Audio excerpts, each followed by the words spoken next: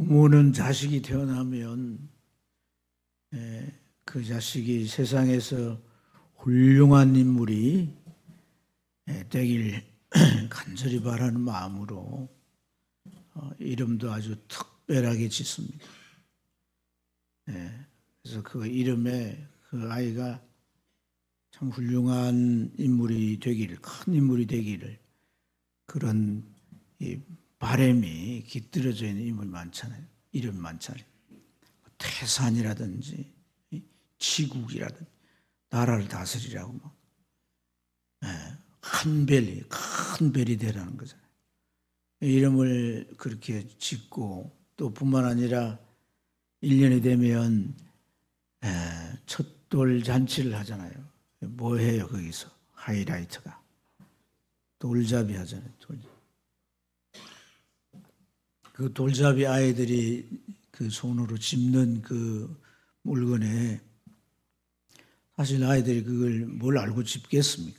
또 그 이제 부모는 그게 물건을 놓고 학자가 되길 바라고 부자가 되길 바라고 세상에 어떤 권세를 갖기를 바라는 그런 이제 것들을 놓고 돌잡이를 하잖아요. 그게 다 부모가 자기를 그 아들을 향한 자식을 딸을 향한 그런 큰 기대감인 줄로 믿습니다.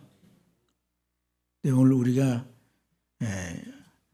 하나님을 섬기는 가정으로서 하나님의 이 주신 자녀들을 어떻게 우리가 잘 키울 수가 있겠는가? 우리가 자녀들을 향한 그런 기대가 물론 세상에서도 유명하고 훌륭한 인물 되어야 되겠죠. 그렇지만은 우리는 더 좀 중요한 생각을 가져야 되는 것이 하나님이 쓰시는 사람이 돼야 돼요.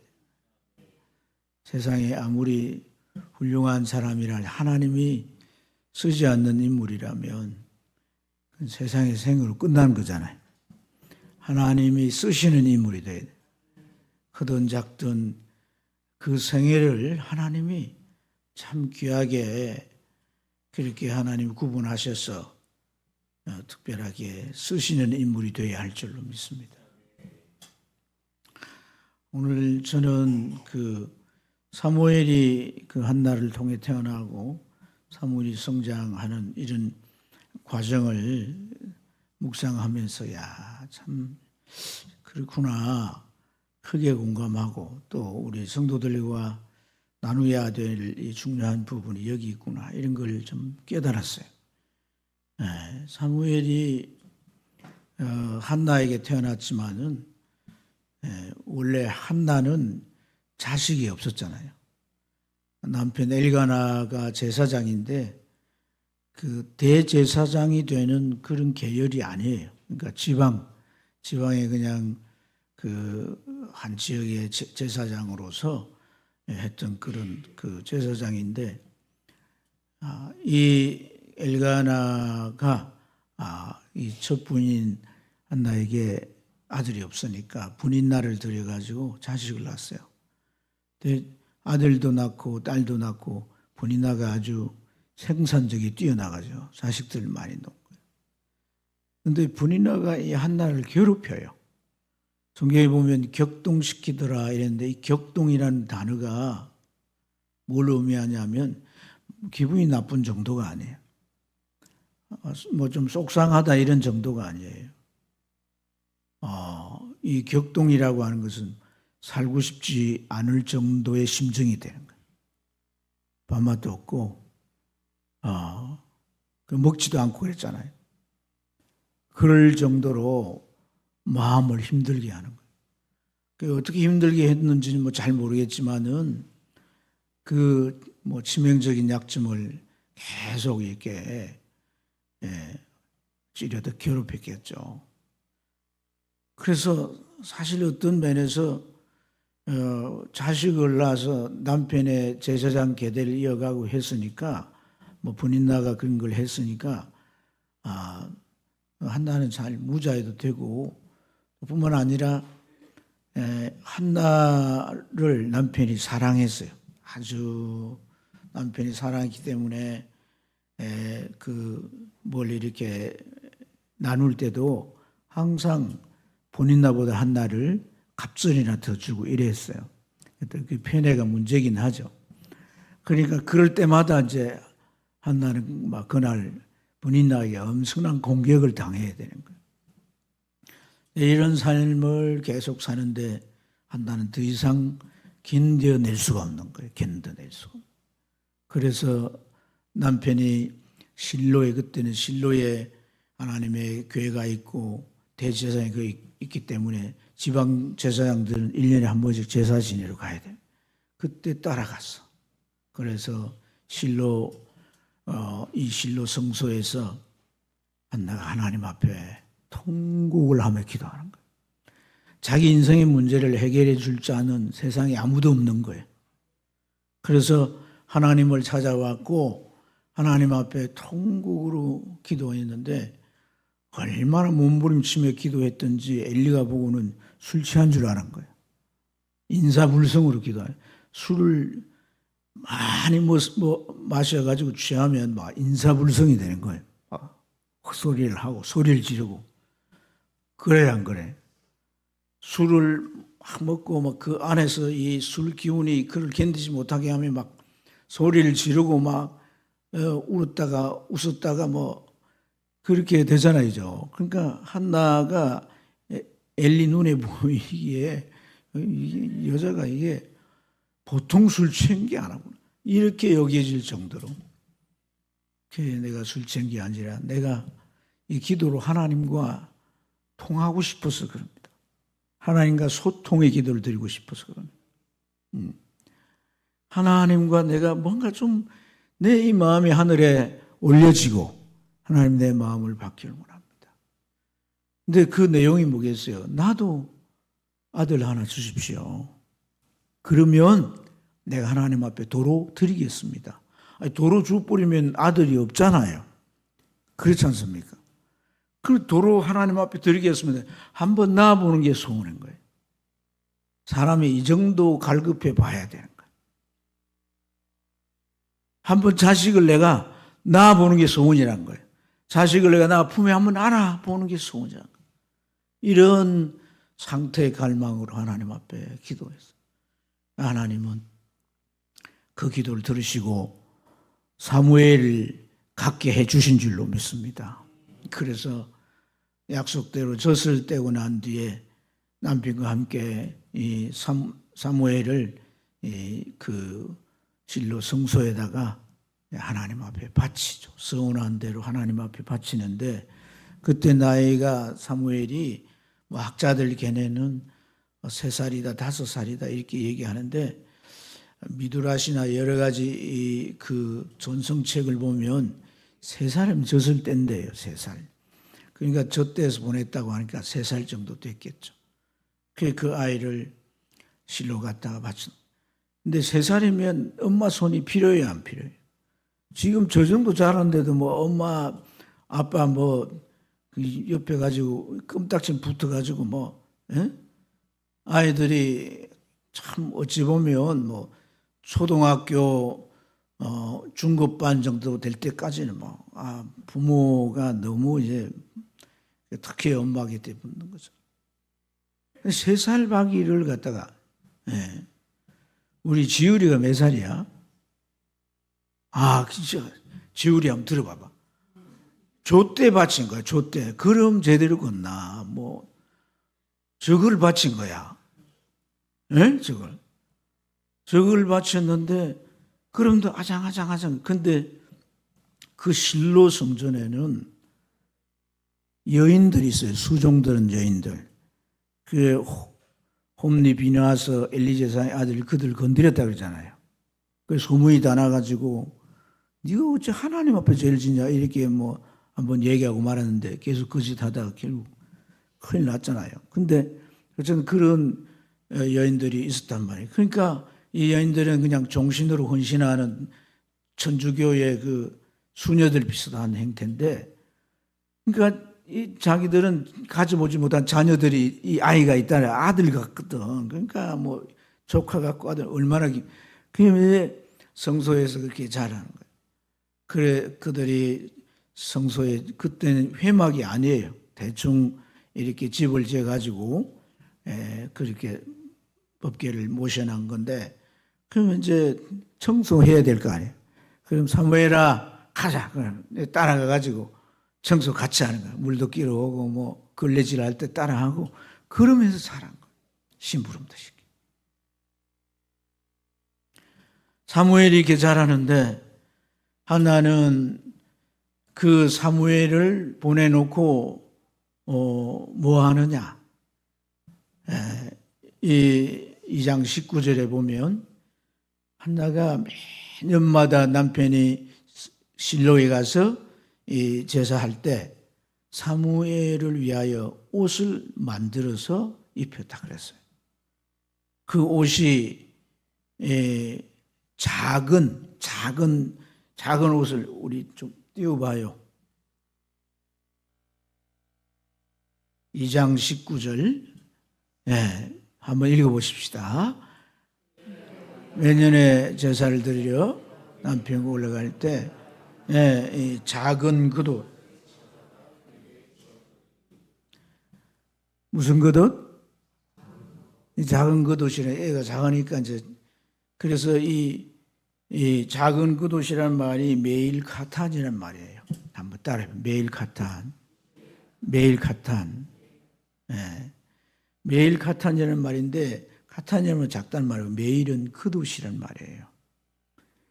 그래서 이 겉옷을 아이가 매년마다 이렇게 자라잖아요, 그죠? 자라니까 또 컸으니까 또 그 키에 맞춰서 겉옷을 지어가 입히고 겉옷을 지어 입히고. 근데 이게 그냥 겉옷이 아니에요.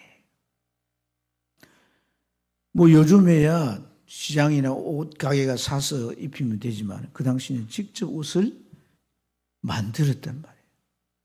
천을 구해다가 아니면 천을 전까지 짜든지 이렇게 해서 옷을 만들어서 입히는데 그 옷을 한 뜸 한 뜸 이렇게 지어 입힐 때 한나는 어떤 마음으로 또 어떤 행동으로 그 옷을 지어 입혔겠냔 말이에요. 하나님, 사무엘이 3살밖에 안 됩니다. 내 손을 떠난 이 아이가 어떻게 자라겠습니까? 하나님 키워주세요. 하나님이 보호해 주세요. 하나님이 이 자식을 자라게 해주세요. 그 한 틈 한 틈 옷을 뜰 때 그 한나가 자식을 참 얻기 위해서 절박하게 하나님 앞에 기도에 얻었지만 그래도 하나님 앞에 바친다고 서원을 해서 3살밖에 안 된 적을 바쳤단 말이에요. 그러니까 바쳐도 한나 마음은 어떻겠어요? 그 마음이. 한나 마음이 어떻게 했냐면 졌을 때쯤은 애가 말도 제대로 못할 테고 그런마도 아직도 어디 돌불이나 뭐 어디 난간이인데 가면 오만 걱정이 다 들 텐데 그 옷을 키우면서 3살밖에 안 된 우리 사무엘, 하나님 이 아이 지켜주시고 이 아이 안전하게 해주시고 이 아이가 잘 자라게 해주세요. 잘 자라게 해주세요. 어떻게 잘 자라게 했으면 좋겠습니까, 여러분? 홈리와 비느하스는 이미 타락된 아이들이에요. 그래서 하나님 앞에 바치는 제물을 이 레인들이 그걸 삶고 있는데 갈구리를 가져가 깨가서 친구들과 막 술 파티 벌이고 이런 아이들이에요. 그거 좀 크니까 성욕이 이제 생겨가지고 그 수종들은 여인을 데려가서 겁탈하는 천하의 몹쓸 아이들. 하나님, 사무엘은 거기에 물들지 않게 해주세요. 행하여 하면서 따라다닐 텐데 그들을 절대 배우지 말게 해주세요. 이 아이를 내가 키울 수가 없으니까 내가 할 수 있는 게 뭐예요? 기도인 거예요, 기도.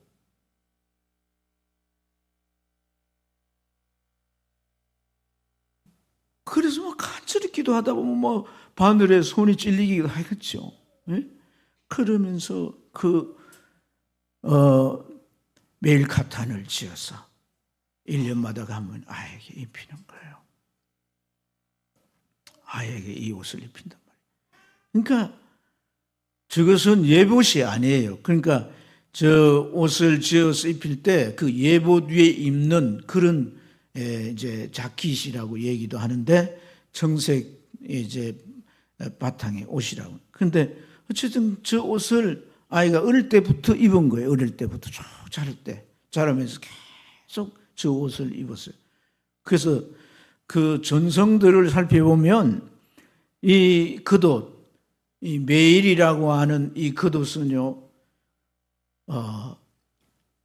사무엘이 무엇을 하든지, 그러니까 제사를 지내고 할 때야 예봇을 입겠지만 그 외에는 늘 입고 다녔던 옷이란 거예요. 늘 입고 다녀서 그 옷을 입고 다니기 때문에 그게 하나의 그의 유니폼인 거예요. 그 옷을 입고 오면 저는 누구다? 사무엘이다 하는 거야. 그래서 그 옷을 입고 다니는데요, 어느 정도 이 옷에 의미가 부여되어 있냐면요, 28장 14절을 보면 거기에 사울 왕이 이제 그 사무엘을 통해서 뭔가 좀 이 큰 난관을 해결해야 되겠다 싶어가지고 신접한 여인에게 가서 사무엘 좀 불러 올리라는 거예요. 사무엘이 불러 올렸는데, 자, 한번 읽어봐요. 시작. 사울이 그에게 이르되 그의 모양이 어떠하냐 하니까 그에게 이르되 한 노인이 올라오는지라 그가 무엇을 입었? 겉옷을. 이게 메일이라는 거예요. 메일.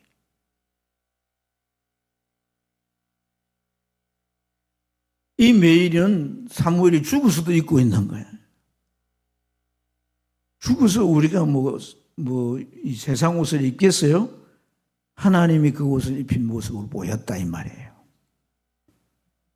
그러니까 이 엄마가 만들어 입혀준 이 메일이라는 옷은 사무엘 일생을 입었는데, 전성에 의하면 여러분 사무엘이 죽고 나서도 옷을 더 이상 지어 입힐 수 없어도 사무엘은 이 옷을 입었다. 왜 그런 전성을 얘기하냐면 이스라엘 백성들이 40년 동안 광야에 있을 때 그 옷이 헤어졌어요? 안 헤어졌어요?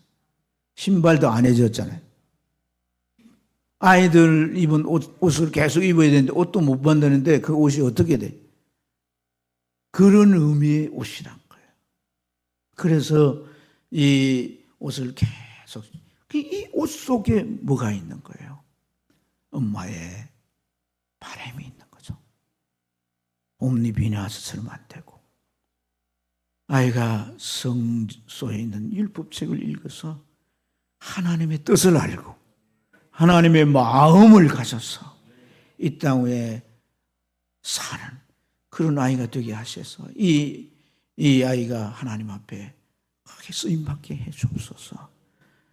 사무엘은 대제사장이 된 계율도 아닙니다. 저 지방에 저 이름 없는 라마라고 하는 이 지역에 지네 아버지가 제사장 하는데 이 아이를 하나님 제사장으로 삼으시고 이 나라의 등불이 되게 해주세요.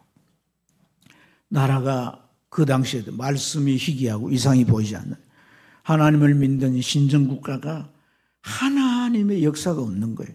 그러니까 이건 어둠인 거예요. 캄캄한 어둠인 거예요. 이 어둠을 밝히는 사무엘이 되게 해주세요. 이 옷은 기도로 짠 옷인 거예요. 엄마가 이 아이가 어떻게 되길 원하는 간절한 바람으로 짠 옷이에요. 이 아이가 이 옷을 입을 때마다 하나님은 그 옷을 보시고 이 사무엘을 그렇게 만들어 놓으신 거예요. 그렇게 키워내신 거예요. 그래서 사무엘 일생에 사무엘이 내뱉은 말이 땅에 떨어지지 않고 그가 위대한 역사를 이루어 갈 수 있는 위대한 인물로 세우시는데요. 시편이나 예레미야 51장 1절에 보면 이 사무엘을 어디 반열에까지 올려놔요? 모세 반열에 올려놔요. 어디 반열에? 모세 반열에 올려놨다는 것은요, 손꼽는 이스라엘의 지도자들인 거예요. 5명 안에 들어가는 지도자, 3명 안에 들어가는 지도자, 그런 위대한 인물을 키운다. 그리고 사무엘이 그러잖아요. 내가 왕 세우달라고 했더니 내가 너희들이 뭐가 부족하냐? 내가 너희들 소를 내가 가져간 적이 있냐? 너희들의 식물을 가져간 적이 있냐? 내가 너희들에게 뭘 빌리고 안 갚거나 그렇게 한 적이 있냐? 다시 말해서 그는 도덕적으로도 무흠한 거예요. 도덕 윤리적으로. 일생에 내가 너희들을 위한 기도를 쉬지 않겠다. 기도 쉬는 것을 따라합시다. 죄다. 죄다. 여러분 교회를 위해서 기도하고 뭐 주의 일 놔두고 여러분 자녀를 위해서 기도하는 것이면 그거부터 죄인 거야.